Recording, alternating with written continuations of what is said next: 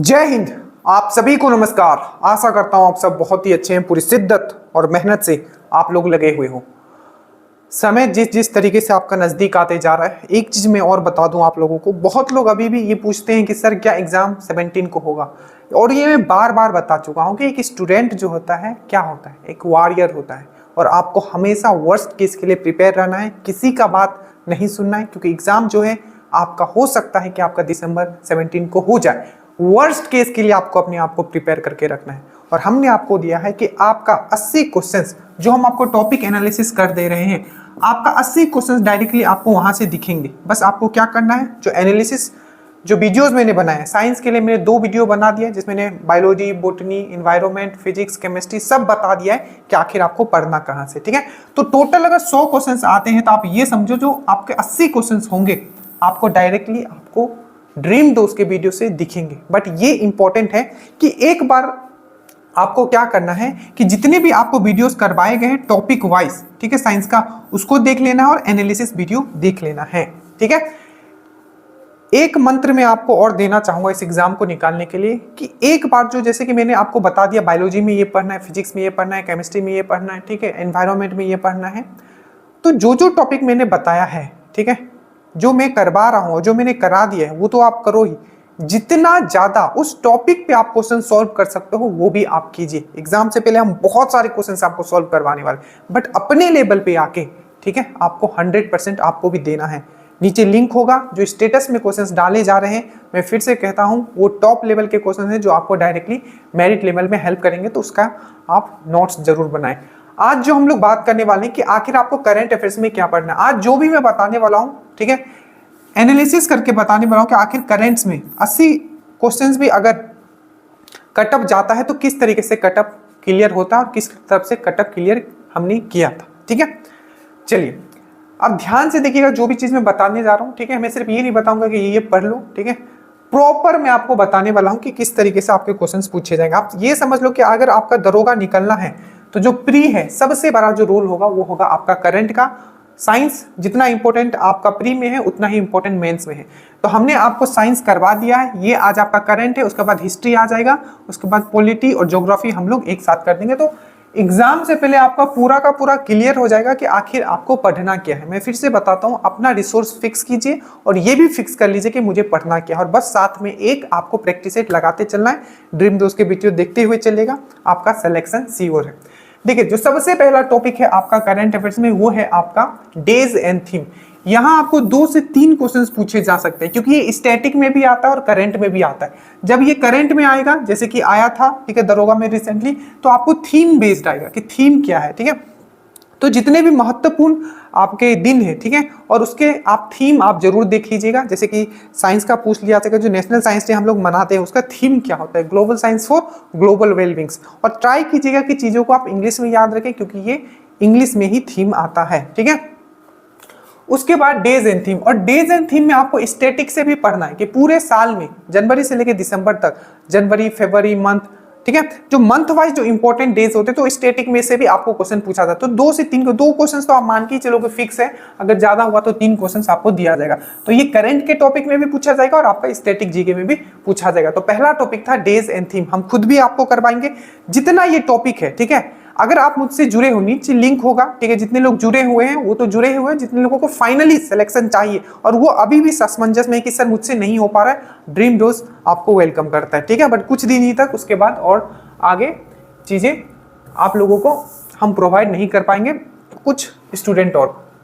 चलिए, तो days and theme जो होगा आपका, ये पहला टॉपिक होगा। ठीक है, उसके बाद है आपका, और जो वीडियोस मैं आपको प्रोवाइड करूंगा, ठीक है, जैसे मिक्स्ड क्वेश्चंस करता था तो वो तो मैं करूंगा ही, बट पहले जितने भी इंपॉर्टेंट टॉपिक है मैं आपको खत्म करवा दूं। ठीक है, टाइम लगेगा, मेहनत लगेगा, बट हम करने के लिए तैयार हैं, बस आप पीछे मत हटिएगा। ठीक है, उसके बाद आता है आपका अपॉइंटमेंट, जितने भी नियुक्तियां हैं। अब इसमें भी 2 तरीके से क्वेश्चंस आपके बनते हैं। देखिए, एक जो नियुक्तियां है जो अभी करंट में, जितने भी इंपॉर्टेंट करंट में जो भी अपॉइंटमेंट या नियुक्तियां हुई हैं वो आपको पढ़ना है। ठीक है, जैसे कि स्पेशली आपको फोकस रखना है जितना भी ओमेन जो नियुक्त हुए हैं इंडिया में।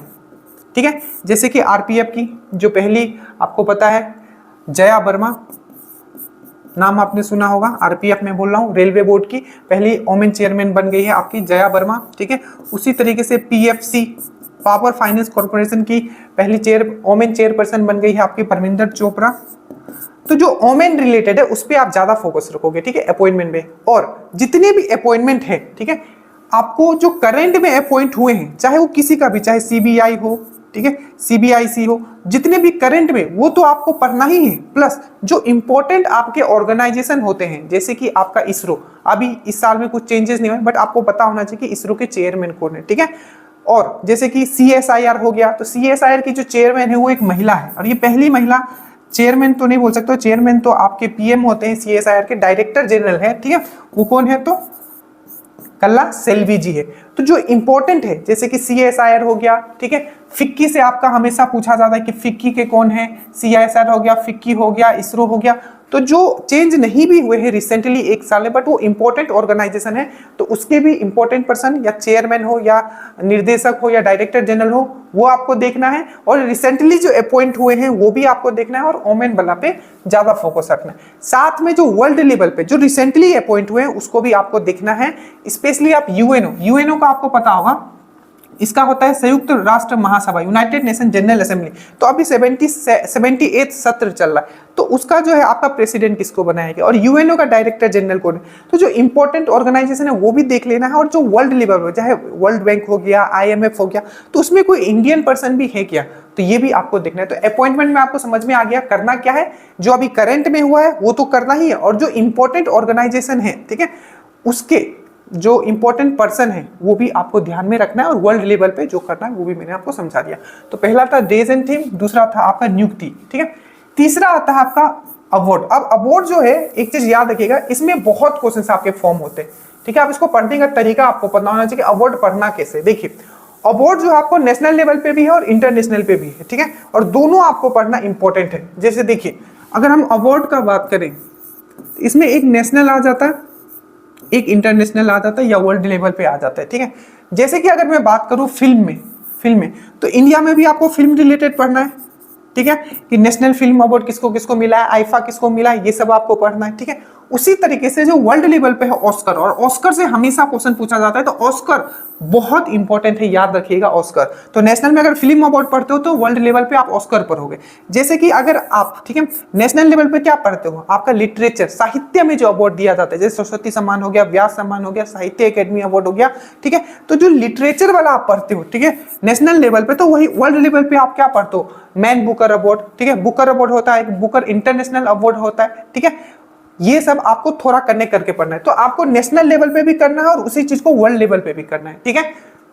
ऑस्कर करना है, नोबेल अवार्ड करना है, साहित्य से रिलेटेड करना है, तो नेशनल लेवल पे भी करना है और वर्ल्ड लेवल पे भी जो इंपॉर्टेंट है अवार्ड करना है। अब देखिए, बहुत सारे ऐसे हैं जो मिक्स्ड भी है। मिक्स्ड मतलब होता है कि मतलब कुछ ऐसे, ठीक है, आपको अवार्ड जो यूनिक अवार्ड है जो आपको याद रखना पड़ेगा। जैसे कि वर्ल्ड लेवल पे, ठीक है, अब ये क्वेश्चन श्योर है आपका पूछा जाएगा कि जो आपका अंतरराष्ट्रीय, ठीक है, सांख्यिकी अवार्ड जो दिया गया था, अंतरराष्ट्रीय मतलब इंटरनेशनल स्टैटिस्टिक्स अवार्ड जो दिया गया था, वो किसको दिया गया था, तो CR राव को दिया गया था। अब ये क्यों इंपॉर्टेंट है, क्योंकि CR राव जो है उनका देहांत हो चुका है। तो ये क्वेश्चन पक्का छपने का चांस है।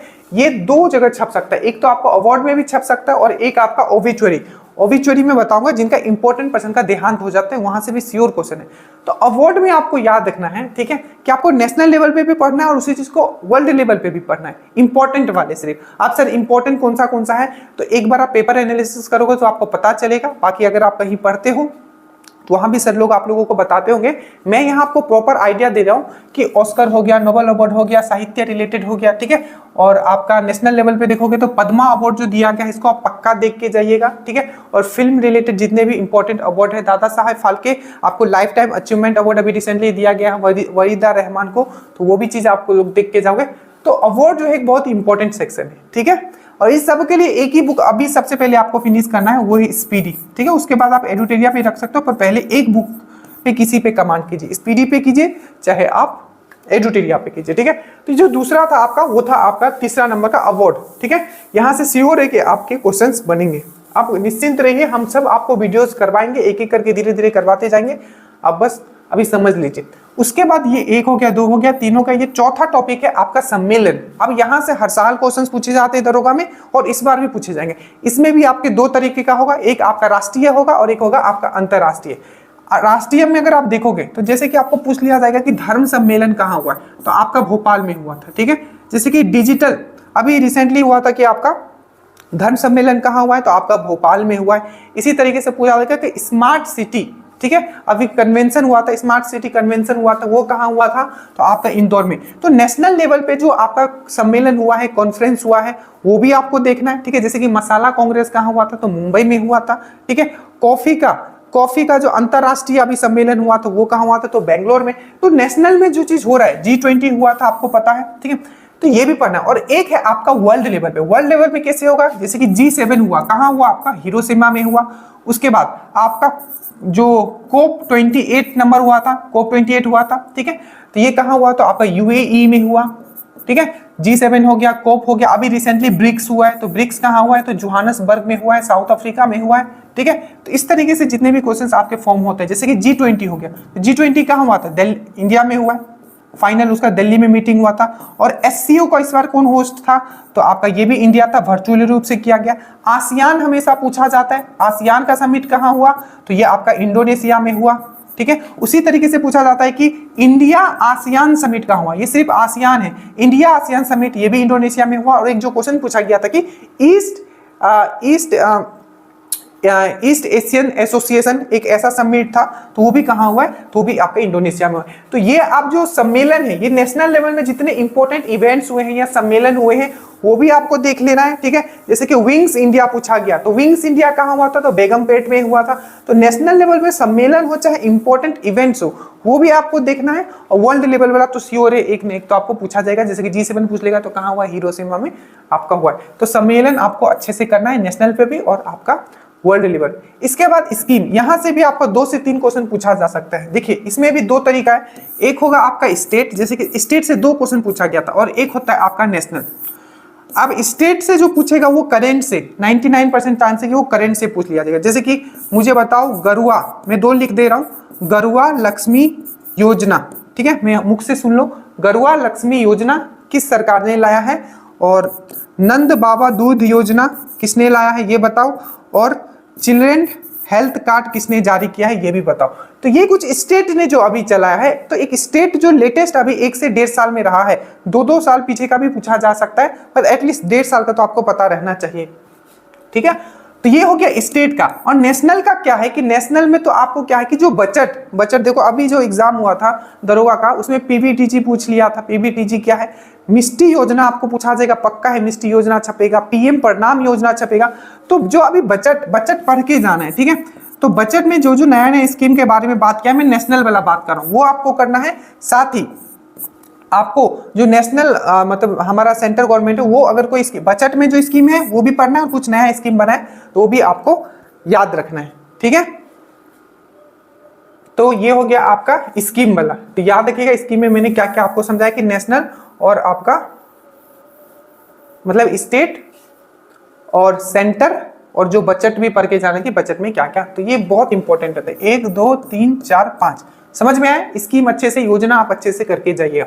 उसके बाद आता है आपका ऑपरेशन से हमेशा क्वेश्चन पूछे जाते हैं। ये आपको गवर्नमेंट जो सेंट्रल गवर्नमेंट चला है वो भी पढ़ना है, RPF रेलवे पुलिस फोर्स चला है वो भी करना है, या किसी ऑर्गेनाइजेशन ने चलाया जैसे कि NTPC ने चलाया हो, या ONGC ने चलाया हो, चाहे इंडियन आर्मी ने चलाया हो, तो वो भी आपको पढ़ना है। जैसे कि गवर्नमेंट का आपको पूछ लेगा, अभी ऑपरेशन अजय चलाया गया, अभी रिसेंट वाला ऑपरेशन अजय, तो क्या इजराइल से लोगों को लाने के लिए। RPF के द्वारा बहुत सारा चलाया गया, ऑपरेशन अमानत हो गया, ठीक है। ऑपरेशन अमानत किसके द्वारा चलाया गया था, तो RPF के द्वारा। उसी तरीके से ऑपरेशन सुदर्शन किसके द्वारा चलाया गया था, तो आर्मी के द्वारा। आपको पूछा जा सकता है जैसे कि किसी ऑर्गेनाइजेशन के द्वारा, मान लो कि पूछ लिया जाएगा कि जुगलबंदी है, ये जो चलाया गया था किसके द्वारा चलाया गया था, तो माइक्रोसॉफ्ट के द्वारा। तो ये सब आपको पढ़ना पड़ेगा जो इंपॉर्टेंट ऑपरेशन है। घबराना नहीं है, मैं सब आपको करवाऊंगा धीरे धीरे, एग्जाम से पहले सब दिमाग में छाप दिया जाएगा। उसके बाद एक इंपॉर्टेंट सेक्शन आता है आपको, जो आपको याद रखना है, वो है आपका स्पोर्ट। तो स्पोर्ट को मैंने पूरी तरीके से अलग कर दिया, क्योंकि यहां से आपको 2 से 4 क्वेश्चन आपको पूछे जाएंगे। अब कैसे कैसे पूछे जाएंगे आप ध्यान से समझिए। पहला, जितना भी ट्रॉफी हुआ है, ठीक है, पूरे 1 से 1.5 साल में, चाहे वो क्रिकेट का हो, ठीक है, चाहे आपका वो फुटबॉल का हो, ठीक है, चाहे वो कबड्डी हो, आपको सब याद होना चाहिए। जैसे कि देखिए, अगर हम शुरुआत करें क्रिकेट से ही, तो क्रिकेट का इस बार 2023 में क्या होता, वर्ल्ड कप हुआ था, ठीक है। तो वर्ल्ड कप कौन जीता आप बताओगे, ऑस्ट्रेलिया जीता। किसको हरा के जीता और कहां हुआ ये भी याद रखिएगा। पर अंडर 19 वर्ल्ड कप किसने जीता था, ओमेन वाला, ये मैं ओमेन का बात कर रहा हूं, ठीक है, अभी तो मेन वाला चल ही रहा है। तो जो ओमेन वर्ल्ड कप हुआ था कौन जीता था, ऑस्ट्रेलिया जीता था। उसी तरीके से अंडर 19 का जो वर्ल्ड कप हुआ था ओमेन का, वो कौन जीता था, तो वो इंडिया जीता था। तो ये क्रिकेट के जितने भी आपके हैं, चाहे वो नेशनल लेवल पे हो चाहे आपके इंटरनेशनल लेवल पे, क्योंकि नेशनल लेवल पे बहुत होता है, दुलीप ट्रॉफी होता है, ठीक है, और भी जितने ट्रॉफी होते हैं। उसी तरीके से फुटबॉल में आपको पूछा जा सकता है कि आपका सैफ जो हुआ था वो कौन जीता है, वो भी इंडिया जीता है, ठीक है। कुवैत को हरा के। कॉन्टिनेंटल कप हुआ था वो किसको, तो लेबनान को हरा के। तो फुटबॉल वाला भी आपको अच्छे से देखना है। तो ट्रॉफी जितने भी हुए, ठीक है, चाहे आपका फुटबॉल का हुआ हो, चाहे क्रिकेट का हुआ हो, चाहे कबड्डी कुछ हुआ हो, जो इंपॉर्टेंट इवेंट्स रहे आपको पढ़ना है, ठीक है। पर मेनली जो है मेन पे फोकस कीजिएगा, क्योंकि मेन वाला ही पूछा जाता है जनरली, ठीक है, ये चीज याद रखिएगा। उसके बाद अवार्ड। अब अवार्ड मैंने इसको अलग ही लिख दिया है, ऐसे अवार्ड हमने अवार्ड ऊपर करवा दिया है कि अवार्ड आपको पढ़ना है। पर याद रखिएगा, स्पोर्ट का अवार्ड आप अलग से पढ़ लेना, क्योंकि स्पोर्ट में बहुत सारे अवार्ड्स जो दिए जाते हैं, चाहे वो राजीव गांधी खेल रत्न हो, चाहे वर्ल्ड लेवल पर नेशनल एथलेटिक्स अवार्ड हो, ये सब चीज आप अवार्ड्स मैंने यहाँ अलग लिख दिया, स्पोर्ट वाला अलग कर लेना, ठीक है। एशियन गेम देख लेना, आईपीएल देख लेना, ठीक है। और याद रखना, यहां से एक क्वेश्चन पक्का छपेगा आपका, श्योर है, आप समझ लो। पर्सन इन न्यूज, जो भी पर्सन आपके, जैसे कि मैंने इसको ट्रिक से आपको याद करवाया था, जैसे बजरंग पुनिया हो गया, किस गेम से खेलते हैं, इस बार बहुत न्यूज में है, सात्विक साईराज, चिराग शेट्टी, तो ये कौन से गेम खेलते हैं, तो बैडमिंटन खेलते हैं। तो ये सब चीज याद रखिएगा। इस फिर से अंतिम पंघाल बहुत ही न्यूज में थी, तो क्या है, तो रेसलर है। तो ये वाला पक्का याद कर लेना कि कौन सा किस गेम से, जो इंपॉर्टेंट पर्सन है। और एक चीज याद रखना, कुछ गेम ऐसे होते हैं जो 4 साल में एक होते हैं। जैसे कि 2022 में क्या हुआ था आपका, फुटबॉल हुआ था, फुटबॉल का वर्ल्ड कप हुआ था, तो अब तो वो 4 साल बाद होगा। तो वैसे चीजों को भी आपको याद रखना कि 2022 वाला किसने जीता था, जो 4 साल में एक बार होता है, ठीक है। तो स्पोर्ट वाला आपको अच्छे से करना है, अवार्ड्स भी देखना है, इंपॉर्टेंट ट्रॉफीज देखना है, ठीक है, आईपीएल देखना है, एशियन गेम देखना है, और जो क्रिकेट से रिलेटेड गेम से रिलेटेड जो इंपॉर्टेंट पर्सन न्यूज में है वो देखना है। उसके बाद एक क्वेश्चन आपका यहां से छपेगा, एक है ओबिचुरी। ओबिचुरी मतलब होता है वैसे इंपॉर्टेंट पर्सन, ठीक है, इंपॉर्टेंट पर्सन जिनका देहांत हो गया, श्योर है आपका छपेगा, ठीक है। जैसे कि आपको पता है सीआर राव का देहांत हो गया है, ठीक है, और इनको इसी साल 2023 में अंतरराष्ट्रीय, ठीक है, सांख्यिकी अवार्ड भी दिया गया था। तो पूछा जा सकता है कि सीआर राव किससे रिलेटेड थे, ठीक है, इस तरीके से पूछा जाता है। एक सांख्यिकीवादी जिनका देहांत हो गया है, ठीक है, उनका नाम क्या है, इस तरीके से पूछा जा सकता है। या सांख्यिकी अवार्ड किसको दिया गया, ये पूछा जा सकता है। इस बार पूछा गया था बिंदेश्वर पाठक का देहांत हो गया था, तो टॉयलेट मैन ऑफ इंडिया किसको बोला जाता है। तो जैसे कि अमर्त्य सेन से भी पूछे जाने का। अमर्त्य सेन आपको पता है भारत के एकमात्र ऐसे पर्सन है जिनको इकोनॉमिक्स में क्या मिला है, नोबेल अवार्ड मिला। कब, 1998 में मिला था। तो अमर्त्य सेन का देहांत हो गया, ठीक है, याद रखिएगा। उसके बाद एमएस स्वामीनाथन, जो ग्रीन रिवॉल्यूशन के जनक माने जाते हैं भारत में, उनका भी देहांत हो गया। सीआर राव का हो गया है, ठीक है। तो ये सब जो इंपॉर्टेंट पर्सन है, इनके बारे में तो आप याद रखिएगा, और किस क्षेत्र से ये संबंध रखते हैं ये भी चीज आपको याद रखना है, ठीक है। तो ये आपका आ जाता है ओबिचुरी में, ठीक है, इंपॉर्टेंट देहांत जो हुए। उसके बाद आपको याद रखना है बुक क्या है, कम से कम 2 साल का आपको करना पड़ेगा। इसमें ये नहीं, क्योंकि 2019 का जो एग्जाम हुआ था 2017 का पूछा हुआ था। तो जो इंपॉर्टेंट बुक है ना, वो आपको करना बहुत इंपॉर्टेंट है। पहले तो करंट वाला आप देख लेना, जितना बुक में दिया हुआ, जितना हम करवाएंगे, मेनली चांस है आपका वहां से ये हो जाएगा। बुक बहुत इंपॉर्टेंट है, और इसको ट्रिक से आपको करना पड़ेगा, आप रट नहीं सकते हो, ठीक है। तो जो इंपॉर्टेंट करंट अभी जितने भी बुक्स लिखे गए, ठीक है, तो वो आपको करना पड़ेगा। मैं ट्रिक से आपको करवाऊंगा, यहाँ से 1 से 2 क्वेश्चन यहाँ से। उसके बाद है इंडेक्स, ठीक है, जितने भी सूचकांक है आपको करना पड़ेगा। एक तो आपको वर्ल्ड लेवल पे सूचकांक होगा, और वर्ल्ड लेवल पे भी आजकल याद रखिएगा, जारीकर्ता का नाम भी याद रखिएगा। जैसे कि हम लोग जेंडर गैप इंडेक्स पढ़ते, कौन जारी करता है, ठीक है, तो विश्व आर्थिक मंच, मतलब वर्ल्ड इकोनॉमिक फोरम करता है। तो जितना भी है इंपॉर्टेंट वाला, 7 से 8 बस इंपॉर्टेंट वाला आपको पढ़ना है, ये सब करवाएंगे हम, ठीक है। उसका जारीकर्ता कौन है ये भी, बट अपने लेवल पे आप जरूर करें। उसके बाद नीति आयोग कौन सा इंडेक्स सूचकांक जारी करता है। जैसे कि पूछ लिया था कि जो निर्यात तैयारी सूचकांक है, एक्सपोर्ट प्रिपेयर्डनेस इंडेक्स है, कौन उसको जारी करता है, ये क्वेश्चन पूछा गया दरोगा का, ये तो नीति आयोग। और याद रखिएगा कुछ ऐसे डिफरेंट मिनिस्टर हैं, जैसे कि आप देखते हो कि हर साल बताया जाता है कि इंदौर जो है मोस्ट क्लीन सिटी है, तो ये सब कौन जारी करता है, पूछ लिया जाएगा। तो मिनिस्ट्री ऑफ गृह मंत्रालय, मतलब ministry of home and urban affairs करता है, ठीक है। तो ये सब जो, और जैसे कि अभी स्मार्ट सिटी जो अवार्ड दिया गया है वो कौन से मिनिस्टर के द्वारा दिया जाता है, तो वो भी ministry of home and urban, सब करवाया जाएगा। तो आज क्या रखना है, वर्ल्ड लेवल पे जो इंडेक्स निकलते हैं, ठीक है, सूचकांक निकलते हैं, और इसमें ध्यान दीजिएगा IMF का पक्का याद, सॉरी वर्ल्ड इकोनॉमिक फोरम जो जारी करता है, वर्ल्ड बैंक जो जारी करता है, ये सब पे ज्यादा ध्यान रखिएगा। नीति आयोग जो जारी करता है, और भारत के जो डिफरेंट मंत्रालय हैं उनके द्वारा अगर कोई जारी किया जा रहा है तो वो भी याद रखना है। उसके बाद है साइंस एंड टेक्नोलॉजी, ठीक है, साइंस एंड टेक में आपको IIT से याद रखना है। जैसे कि IIT से हमेशा क्वेश्चन बनता है, आपको पूछ रहा है कि कौन सा ऐसा IIT है जो जंजीबार में, तंजानिया के जंजीबार में अपना ब्रांच खोलेगा, तो आपको याद रखना है IIT मद्रास, और क्या क्या जितना फैक्ट IIT मद्रास से हो सकता है सब पढ़ लेना है, ठीक है। तो IIT याद रखोगे।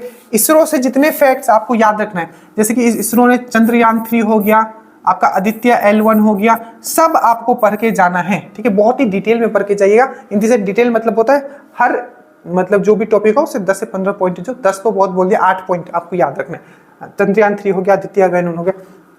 उसके बाद इन्वायरमेंट रिलेटेड जितने भी चीज है, क्योंकि आजकल के समय में इन्वायरमेंट बहुत ही इंपॉर्टेंट हो गया है। एग्जाम में पूछा गया था कि E20 क्या है, E20 क्या है, ठीक है, तो पेट्रोल में इथेनॉल मिलाने के लिए किया गया ताकि पॉल्यूशन आपका कम हो। तो इन्वायरमेंट ये सब एक जगह लिखा हुआ आपको इस पीजी में मिल जाएगा, ठीक है। बाकी हम कराएंगे, आपको घबराना नहीं है, ठीक है, सब चीज हम करवाएंगे, बट एक बार आपको दिमाग में ये तो रखना है ना कि आखिर पढ़ना क्या है, आंखों के सामने होना चाहिए, ठीक है, इतना जितने दिन बचा। और DRDO से रिलेटेड आप देख लेना कुछ, अगर मिसाइल इन्होंने अभी रिसेंटली डेवलप किया, तो IIT हो गया, इसरो हो गया, एनवायरमेंट हो गया, और आपका DRDO। एक है आपका डिफेंस सेक्टर से भी आपको पढ़ना पड़ेगा कि किस देश से हमने कुछ, जैसे कि अमेरिका से हमने कुछ आर्म खरीदा है अभी, ठीक है, तो पूछ लिया जाएगा ये पिस्टल है हमने कहाँ से खरीदा है, या ये मिसाइल है हमने कहाँ से लिया है, तो ये चीज याद रखिएगा। इस टाइप पे भी आपको ध्यान रखना है, ठीक है।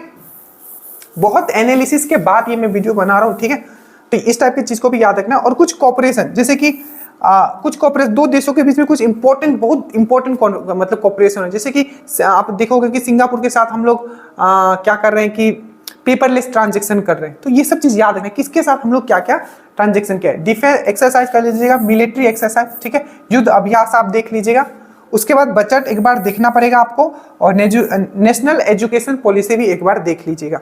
उसके बाद है आपको लगेगा कि सर सभी तो बता दी, जी नहीं ये सब नहीं है, ठीक है, मैं जब पढ़ाऊंगा आपको समझ में आएगा, एकदम एग्जैक्ट टू द पॉइंट हम पढ़ेंगे, और सब के सब क्वेश्चंस वहां करेक्ट करके आएंगे। उसके बाद है आपका ऐप एंड पोर्टल, जितना भी ऐप हो, जैसे कि रोजगार अभी पोर्टल लॉन्च किया गया उत्तराखंड सरकार के द्वारा, इंपॉर्टेंट ऐप हो गया, तो वो किसने किसने लॉन्च किया, ठीक है। और इसके साथ एक चीज और जोड़ लीजिएगा, जैसे कि अभी chatbot AI artificial intelligence chatbot बहुत ज्यादा जारी किया जा रहा है, जैसे कि बार्ड किसके द्वारा किया गया है, ठीक है, बार्ड किसके द्वारा किया गया है, लामा किसके द्वारा किया गया है, सैम किसके द्वारा किया गया है, तो ये सब AI चैटबॉट है, तो ये सब भी आपको पढ़ना पड़ेगा। ऐप हो गया, पोर्टल हो गया, ये सब आपको याद रखिएगा, चाहे स्टेट किसी ने किया या सेंटर ने किया, जो भी ऐप एंड पोर्टल। उसके बाद साइक्लोन देख लीजिएगा, GI टैग देख लीजिएगा, और फेस्टिवल तो पक्का देख के जाइएगा। फेस्टिवल से हमेशा क्वेश्चन पूछा जाता है, थाइपुसम पूछ सकता है आपको, थाइपुसम कहाँ होता है, कंपाला कहाँ होता है, ये सब आपको पढ़ के जाना है। तो साइक्लोन, GI टैग और फेस्टिवल। उसके बाद स्टैच्यू, आजकल स्टैच्यू बहुत बनाया जाए, अभी रिसेंटली स्टैच्यू ऑफ वननेस, ठीक है, क्या मैंने बोला, स्टैच्यू ऑफ वननेस बनाया गया, कहाँ, तो मध्य प्रदेश में। फिर से स्टैच्यू ऑफ बिलीफ, विश्व स्वरूपम जिसको बोला जाता है, वो कहाँ बनाया गया है, तो राजस्थान में। तो स्टैच्यू वाला पूरा देखना है, ठीक है। और एक पॉइंट और देख लीजिएगा कि कौन सा स्टेट, जैसे सबसे ज्यादा गेहूं कौन पैदा करता है, सबसे ज्यादा जूट कौन पैदा करता है, तो वो सब लेटेस्ट डाटा एक बार देख लीजिएगा। उसके बाद जो कंट्री के हेड हैं, जैसे कि अभी रिसेंटली हमारा जो तंजानिया की प्रेसिडेंट है ओमेन, ठीक है, वो आपका भारत आई हुई, तो कौन कहाँ का प्रेसिडेंट है, या कोई भी अगर भारत आया हुआ है तो उस देश के बारे में आप जरूर पढ़ लीजिएगा कि वहाँ का मेन प्राइम मिनिस्टर है तो प्राइम मिनिस्टर के बारे में पढ़ लीजिएगा, और वहाँ का हेड प्रेसिडेंट है तो प्रेसिडेंट के बारे में याद कर लीजिएगा, और कैपिटल और करेंसी देख लीजिएगा, बस इतना। जैसे तंजानिया का, ठीक है, तंजानिया का कैपिटल कौन है, आपका जंजीबार है, ठीक है, और वहाँ का प्रेसिडेंट अभी आई हुई थी सालमिया सुलूहू कुछ नाम है उनका, सामिया सुलूहू, तो वो यहाँ आए हुए थे, तो ये देख लीजिएगा।